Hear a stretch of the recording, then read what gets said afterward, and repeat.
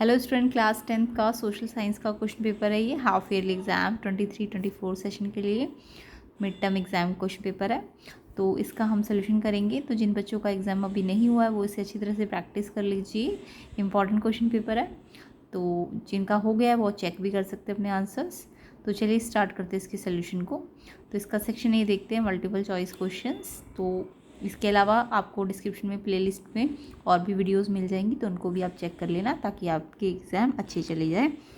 तो चलिए स्टार्ट करते हैं क्वेश्चन नंबर 1 से। विच of the following countries is larger than India in terms of land area. तो इनमें से कौन सी कंट्री जो इंडिया से एरिया वाइज बड़ी है? Russia, New Zealand, south Africa, great Britain. तो देखो, New Zealand, south Africa, great Britain का एरिया इंडिया से छोटा है, लैंड एरिया। रशिया का ज़्यादा है, ठीक है। तो रशिया का देखो, लैंड एरिया की बात कर रहे हैं, टोटल एरिया की नहीं, ठीक है। तो रशिया का लैंड एरिया इंडिया से ज़्यादा है। तो इसका आंसर क्या होगा क्वेश्चन नंबर 1 का? A option. ए ऑप्शन इसका करेक्ट है। तो ये क्लास 10th का क्वेश्चन पेपर है, हम प्रैक्टिस कर रहे हैं, इंपॉर्टेंट है, अच्छी तरह से रिवाइज कर लीजिए। इसके अलावा डिस्क्रिप्शन में प्लेलिस्ट में भी देख लेना, 1-2 क्वेश्चन पेपर और है, उन्हें भी आप चेक कर लेना। क्वेश्चन नंबर 2 देख लेते हैं। एजर्शन रीज़न है। तो एजर्शन और रीज़न दोनों स्टेटमेंट को आपको पहले तो चेक करना है कि ट्रू है कि फॉल्स है, देन आप ऑप्शंस पे जाएंगे। तो इसके 4 ऑप्शन है ही। तो फर्स्ट एजर्शन कहता है even insects are beginning to find a place in conserving planning. जो इंसेक्ट्स भी है ना, वो भी क्या कर रहे हैं, एक प्लेस फाइंड कर रहे हैं, उन्होंने भी शुरू कर दिया एक प्लेस कंजर्वेटिंग प्लानिंग के तहत।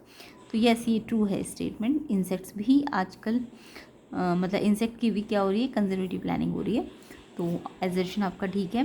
सेकेंड है reason the conservation projects are now focusing on biodiversity rather than on a few of its components. तो जो कंजर्वेशन प्रोजेक्ट्स हैं आजकल वो ज़्यादा फोकस बायोडाइवर्सिटी पे कर रहे हैं, ना केवल सिर्फ उनके कुछ कंपोनेंट्स को। तो स्टार्टिंग में तो पहले कुछ कंपोनेंट की ही स्टडी की जाती थी, बट आज की डेट में बायोडाइवर्सिटी मतलब सारे प्लांट, बर्ड्स, स्पीसीज़, इकोसिस्टम, इन सब से मिलकर बायोडाइवर्सिटी बनती है। तो उन सब की पे फोकस किया जाता है ताकि रिसोर्सेज पता लगाए जा सके और भी बहुत सारी चीज़ें पता लगाई जा सके। तो इसलिए कंजर्वेशन प्रोजेक्ट्स जो होते हैं आजकल पूरे बायोडाइवर्सिटी को लेके चल रहे हैं। तो ये आपका एज रीज़न आपका बिल्कुल ठीक है, ठीक है। तो ये क्वेश्चन भी आता है, तो बायोडाइवर्सिटी का मीनिंग बताना है, फिर आपको बताना है कि उसकी हेल्प से वो रिसोर्सेज को पता लगाते हैं, कैसे यूज़ किया जाए उनका, है ना। तो एजर्शन भी ठीक है, रीज़न भी ठीक है, बट ये रीज़न एक्चुअल में एक्सप्लेन नहीं कर रहा कि इंसेक्ट्स को भी कंजर्वेटिंग प्लानिंग के तहत एक, वैसे तो ठीक भी है, मतलब कंजर्वेशन प्रोजेक्ट बायोडाइवर्सिटी पे वर्क कर रहे हैं, तो इंसेक्ट्स को भी एक स्पेशल जगह मिल गई है ना। तो एक तरह से ये रीज़न भी एक्सप्लेन ही कर रहा है कि क्यों इंसेक्ट को भी जगह मिली, क्योंकि जो आपके कंजर्वेशन प्रोजेक्ट है वो पूरी बायोडाइवर्सिटी पे वर्क कर रहे हैं। तो यानी कि ये ए ऑप्शन होना चाहिए। एजर्शन ठीक है, रीज़न ठीक है और एक्सप्लेनेशन भी ठीक है। तो इसका आंसर ए ऑप्शन होगा, है ना। नेक्स्ट क्वेश्चन देख लेते हैं। When did the French revolution start. French revolution कब स्टार्ट हुआ? तो ये डेट वगैरह आपको याद रखनी है, जितने भी रेवोल्यूशन डेट्स है। तो फ्रेंच रेवोल्यूशन की डेट जो है 1789 है। तो ए ऑप्शन है इसका। फ्रेंच रेवोल्यूशन कब स्टार्ट हुआ? 1789 में। नेक्स्ट क्वेश्चन देख लेते हैं। What was the new name of the states general. State general का नया नाम क्या है? Federal assembly, state assembly, national assembly की पीपल्स असेंबली। तो सी ऑप्शन है इसका। नेशनल असेंबली को ही हम स्टेट जनरल कहते हैं। तो नेशनल असेंबली, सी ऑप्शन इसका करेक्ट होगा। नेक्स्ट क्वेश्चन है। In Belgium there were tensions between the Dutch speaking and dash speaking communities during the 1950s and 1960। 1950 और 60 के टाइम पे जो बेल्जियम में डच स्पीक लोगों जो डच बोलते थे और एक और था, उनके बीच में टेंशंस बढ़ गए थे। तो डच स्पीकिंग और कौन से फ्रेंच स्पीकिंग जो लोग थे उनके बीच में टेंशंस बढ़ी थी। तो बी ऑप्शन इसका करेक्ट है, फ्रेंच स्पीकिंग आएगा यहाँ पे, ठीक है। नेक्स्ट क्वेश्चन है आपका question number 6। Most of the Sinhala speaking people of Sri Lanka are. जो श्रीलंका में सिन्हाला भाषा बोलते हैं लोग, वो ज़्यादातर कैसे, क्रिश्चियंस है, हिंदूज़ है, बुद्धिस्ट है कि मुस्लिम्स है? तो सिन्हाला स्पीकिंग पीपल जो होते हैं वो बुद्धिस्ट होते हैं। सी ऑप्शन इसका करेक्ट है। मोस्टली कैसे है, बुद्धिस्ट है। Next question number 7। Since countries have different dash comparing total income will not tell us what an average person is likely to earn. क्योंकि अलग अलग कंट्री की अलग अलग है तभी टोटल इनकम जो है हमें ये नहीं बता पाती कि एवरेज पर्सन कितना अर्न करता है, मतलब हर एक बंदा कितना अर्न करता है, तो उससे हमें टोटल इनकम से आइडिया नहीं मिलता। क्यों नहीं मिलता? क्योंकि कंट्रीज़ के पास डिफरेंट डिफरेंट क्या है, पॉपुलेशंस है। डी ऑप्शन इसका करेक्ट है, कंट्रीज़ के डिफरेंट पॉपुलेशंस है, जिस वजह से टोटल इनकम से हमें करेक्ट आइडिया नहीं मिलेगा एवरेज पर्सन की इनकम का। ठीक है, नेक्स्ट क्वेश्चन नंबर 8 है आपका।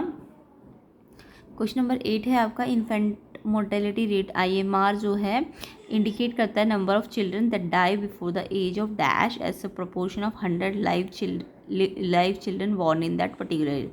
तो ये IMR की डेफिनेशन है कि ये नंबर ऑफ चिल्ड्रन जितने डाई हो गए किस एज से पहले और कितने से कैलकुलेट किया जाता है, 100 जो जन्मे बच्चे हैं उस पर्टिकुलर ईयर में, उससे इसको निकाला जाता है। मतलब 100 जन्मे बच्चों को कितने बच्चे हैं जो मर गए इस एज से पहले वाले। तो कौन सी एज है? Before the age of 1 year. तो यहाँ पे 1 ईयर है। तो ये इन्फेंट मोर्टेलिटी रेट की डेफिनेशन भी आपको याद हो जाएगी, तो इसे याद कर लेना। तो infant mortality rate indicate the number of children that die before the age of 1 year as a proportion of 100 live children born in that particular year. तो इसका आंसर बी ऑप्शन होगा। बी ऑप्शन इसका answer है 1 year. बाकी 7th का answer population D option था। ठीक है, तो नेक्स्ट क्वेश्चन कर लेते हैं। Question number 9, the forest cover in our country has recently increase due to. जो फॉरेस्ट कवर है हमारी कंट्री का बढ़ा है, किस कारण से बढ़ा है? यानी कि पहले जो पेड़ पौधे थे वो कम एरिया पे लगे थे, अब फॉरेस्ट कवरिंग एरिया ज़्यादा बढ़ गया। रीज़न क्या है इसके पीछे? ए ऑप्शन है increase in natural forest growth, B है increase in net sown area, sown मतलब जिसमें उगाया जाता है, प्लांटेशन बाय डिफरेंट एजेंसीज अलग अलग एजेंसी प्लांटेशन करती है, या कुछ भी नहीं है। तो फॉरेस्ट कवर का बढ़ने का कारण क्या है? प्लांटेशन बाय डिफरेंट एजेंसीज, अलग अलग एजेंसी क्या कर रही है? पेड़ पौधे लगा रही है। तो सी ऑप्शन इसका करेक्ट है, जिसके कारण फॉरेस्ट एरिया बढ़ा है। तो plantation by different agency, C option इसका करेक्ट होगा। ठीक है, तो इस तरीके से हमारा 9 क्वेश्चन हो गया। 10th पे आते हैं। वीडियो को शेयर ज़रूर कीजिए, चैनल को सब्सक्राइब कीजिए अगर नहीं किया अभी तक। एंड इम्पॉर्टेंट क्वेश्चन पेपर है ये, तो आपको अच्छी तरह से प्रैक्टिस करना है इसको। ठीक है, क्वेश्चन नंबर 10 देख लेते हैं। The main characteristic feature of commercial farming is the use of high dose of modern inputs. तो जो कमर्शियल फार्मिंग होती है, मतलब जो फार्मिंग कमर्शियल मतलब सिर्फ सेल्फ कंजप्शन के लिए नहीं होती, सेल परचेज के लिए होती है जो फार्मिंग, उसको कमर्शियल फार्मिंग कहते हैं। तो उसका जो मेन कैरेक्टरिस्टिक फीचर है वो क्या है कि वो high dose of modern input को यूज़ करता है। यस, जो नए आधुनिक कृषि के इनपुट्स आए उनका ये बहुत बड़ी मात्रा में क्या करता है? यूज़ करता है कमर्शियल फार्मिंग। तो यही इसका मेन कैरेक्टरिस्टिक फीचर है। तो बिल्कुल सही है, कमर्शियल फार्मिंग में नए नए जो इनपुट्स आए हैं उनको बहुत ज़्यादा बड़ी मात्रा में यूज़ किया जाता है, तो ये ट्रू है।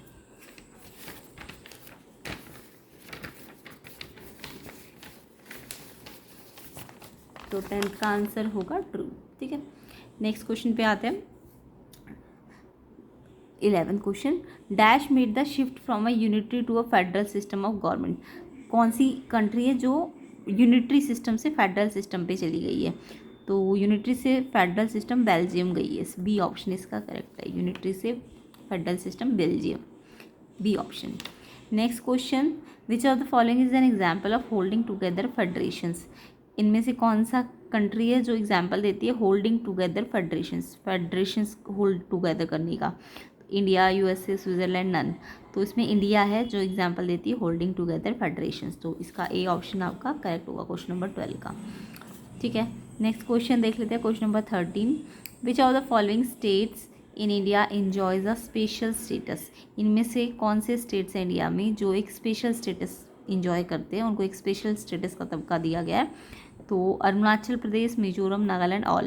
तो आपने पढ़ा भी होगा स्पेशल स्टेटस किसने बनाया है? अरुणाचल प्रदेश। किसको बनाया गया है? इन तीनों स्टेट्स को बनाया गया है, अरुणाचल प्रदेश को भी, मिजोरम को भी और नागालैंड को भी। तो यानी इसका आंसर ऑल है। तो ये स्पेशल स्टेटस मिला हुआ है इन तीनों स्टेट्स को। अरुणाचल प्रदेश, याद भी कर लो स्पेशल स्टेटस किस किस को मिला हुआ है? अरुणाचल प्रदेश, मिजोरम और नागालैंड, यानी तीनों को मिला है। तो ऑल आंसर होगा इसका, डी ऑप्शन। तो इसका आंसर ऑल है, डी ऑप्शन, क्वेश्चन नंबर 13 का। आर्टिकल 371 में ये स्टेटस दिया गया है इनको। ठीक है, नेक्स्ट क्वेश्चन है आपका question number 14, the dash covers activities in which natural products are change into other forms through ways of manufacturing that we associate with industrial activity. मतलब इसमें से कौन सा सेक्टर है, देखो सेक्टर दिए ना, सेकेंडरी, टर्शरी, प्राइमरी, ये मैंने कल भी आपको समझाया था। प्राइमरी सेक्टर जो होता है वो एग्रीकल्चर से रिलेटेड होता है, फार्मिंग, एग्रीकल्चर, फिशिंग, माइनिंग, ये सब प्राइमरी सेक्टर के अंदर आते हैं। रॉ मटेरियल बनता है प्राइमरी सेक्टर में, और फिर उस रॉ मटेरियल को मैन्युफैक्चर करा जाता है सेकेंडरी सेक्टर में, और लास्ट में सर्विस सेक्टर टर्शरी होता है, लाइक उसका ट्रांसपोर्ट करना, उसको बैंकिंग फैसिलिटी देना, ये सब टर्शरी सेक्टर के अंदर आता है। सेकेंडरी सेक्टर के अंदर मैन्युफैक्चरिंग आती है, ठीक है। तो dash cover activities in which natural products are change into other forms. तो देखो नेचुरल प्रोडक्ट तो प्राइमरी सेक्टर में बन रहे हैं, नेचुरल प्रोडक्ट किससे मिले, फार्मिंग करके ना, तो वो प्राइमरी सेक्टर है। तो प्राइमरी सेक्टर्स के जो रॉ मटेरियल है उनका यूज़ करके उनको अदर फॉर्म में चेंज करना ही क्या होता है, सेकेंडरी सेक्टर का काम होता है ना, मैन्युफैक्चर करके।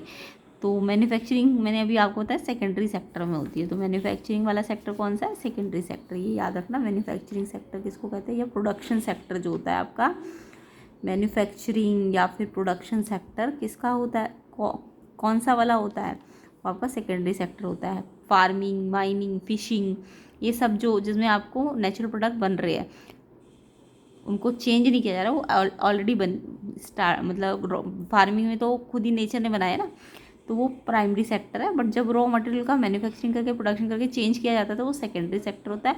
और फिर जब वो मैन्युफैक्चरिंग हो जाती है तो उसको ना ट्रांसपोर्ट देना, उसको और भी फैसिलिटीज़ देना, बैंकिंग करवाना, उसकी सारी चीज़ें जो अदर होती है, या टीचिंग करना, डॉक्टर की सेवा देना, ये सेवाएं जो होती है वो टर्शरी सेक्टर के अंदर आती है। तो अभी तो फिलहाल बी ऑप्शन है सेकेंडरी सेक्टर, क्योंकि आपको बोला है कि नेचुरल प्रोडक्ट को चेंज किया गया दूसरी फॉर्म्स में और मैन्युफैक्चरिंग के थ्रू। तो सेकेंडरी सेक्टर इसका आंसर है A option, secondary sector A option है, ठीक है। ए ऑप्शन पे टिक लगाना। नेक्स्ट क्वेश्चन है, विच of the following comes under the tertiary sector. अभी मैंने आपको बताया ना टर्शरी सेक्टर के अंदर सर्विसेज आती है, लाइक सर्विस, ट्रांसपोर्ट सर्विस हो गया, बैंकिंग सर्विस हो गया, टीचिंग सर्विस हो गया, है ना, मेडिकल फैसिलिटी देना, LIC वगैरह करवाना, है ना, लाइफ इंश्योरेंस। तो यहाँ पे फर्स्ट आपका लिखा है ट्रांसपोर्ट, ये ट्रांसपोर्ट लिखा है।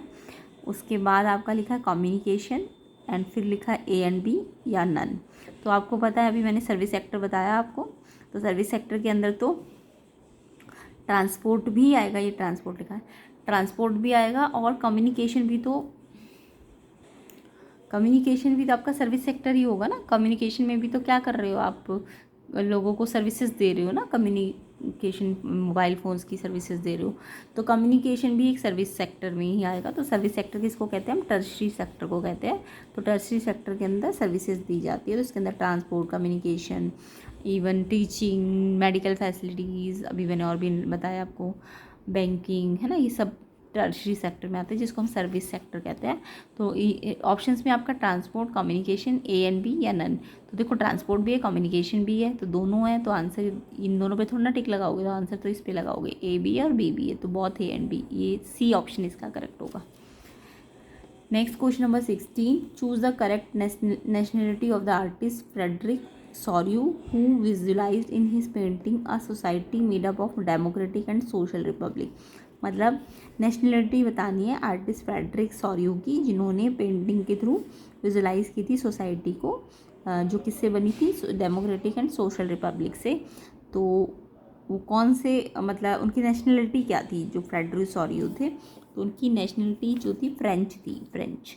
C ऑप्शन है इसका आंसर, C ऑप्शन फ्रेंच। तो यहाँ फ्रेडरिक सोर्यू के ऊपर क्वेश्चन भी बन सकता है, तो आप याद कर लेना। फ्रेडरिक सोर्यू एक आर्टिस्ट थे, उन्होंने विजुअलाइज की थी पेंटिंग सोसाइटी की जो डेमोक्रेटिक एंड सोशल रिपब्लिक से बनी हुई थी। तो ये इनके बारे में पढ़ना, फ्रेडरिक सोर्यू के बारे में इंपॉर्टेंट है। Next question number 17, pick out the correct definition to define the term plebiscite. तो देखो प्लेबिसाइट किसे कहते हैं, इसकी डेफिनेशन भी आपको याद करनी है। प्लेबिसाइट का मतलब एक डायरेक्ट वोट है, डायरेक्ट वोट तो सब में ही लिखा है, बट यहाँ पे इसमें लिखा है only the female member of a region asked to accept a reject proposal. सिर्फ फीमेल्स के लिए होता है ये, कि वो एक्सेप्ट करे प्रपोजल को या रिजेक्ट करे, या female members of matriarchal system to accept और रिजेक्ट अ प्रपोज। तो यहाँ भी फीमेल मेंबर्स इस सिस्टम के अकॉर्डिंग बोल दिया, तो ये भी नहीं है। फ्यू को ही चूज़ करता है वोट देने के लिए, नो। ये ऑल सिटीजन्स को क्या करता है, पूछा जाता है कि एक्सेप्ट करे या रिजेक्ट करे किसी भी प्रपोजल को, तो सिर्फ फीमेल्स को नहीं, कुछ लोगों को नहीं, सिटीजन, सारे सिटीजन्स को पूछा जाता था। एक ये डायरेक्ट वोट है जिसके through all citizen of a region, एक किसी जगह के सारे सिटीजन्स का पूछा जाएगा कि उनको एक्सेप्ट और रिजेक्ट करें। किसी भी प्रपोजल को वो एक्सेप्ट कर सकते हैं, रिजेक्ट कर सकते हैं। तो इसको हम प्लेबिसाइट कहते हैं। इसको याद कर लेना डेफिनेशन वाइज भी। Plebiscite is a direct vote by which all the citizen of a region are asked to accept और रिजेक्ट अ प्रपोजल।